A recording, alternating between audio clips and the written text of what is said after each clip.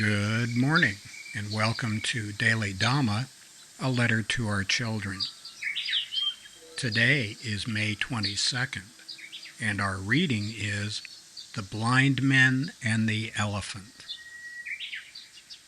The familiar tale of blind men reporting an elephant to be like a water jar, a tree, rope, or snake ironically ends with the author's indictments of others.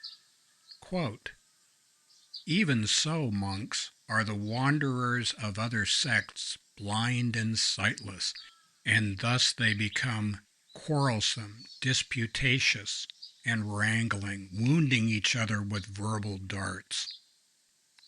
And that's from the Udana, chapter 6, verses 4 and 67 to 69. This story comes from the Jataka tales of the Buddha, not Kipling or Disney.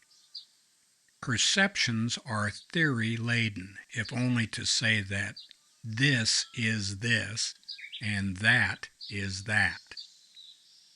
Perceptions shape our interpretations of reality, which leads to expectations, which become resentments under construction. Our perceptions are often wrong, so we find ourselves making the same mistakes again and again because of our misconceptions. The still point of the Tao is that place where there is no distinction between this and that, where the sky is indistinguishable from the horizon. We think we're right and everyone else is wrong, but the noble ones say, not for sure.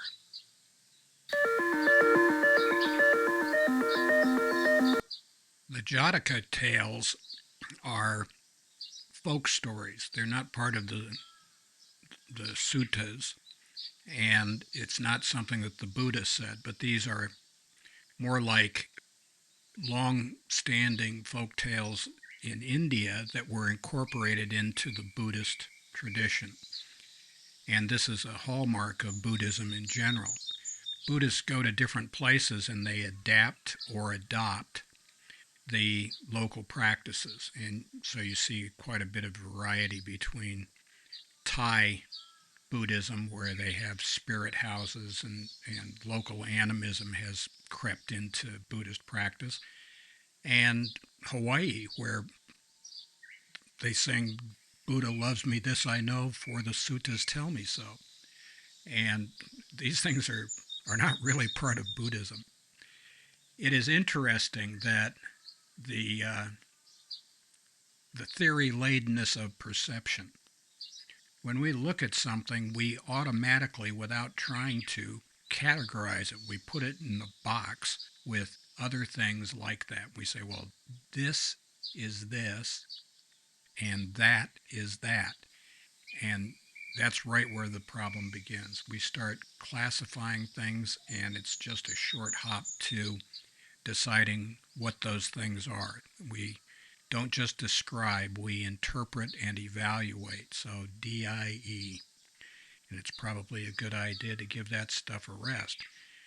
The Tao is very interesting in terms of the oneness of all things. This is not different from Mrs. Dhamma's great-grandfather and his fondness for the Japanese term ichinyo, the oneness of all things. They really are one. Or I should say, we are one. Please take a look at the description box, and you will find the table of contents for the book Daily Dhamma, A Letter to Our Children. You'll also see playlists for this YouTube broadcast, and you can take a look at what's contained in them. We highly recommend them. If you're of a mind, please like and subscribe to the channel. And if you wouldn't mind dropping by Amazon and picking up a book that's available in Kindle and paperback form. And happy trails to you until we meet again.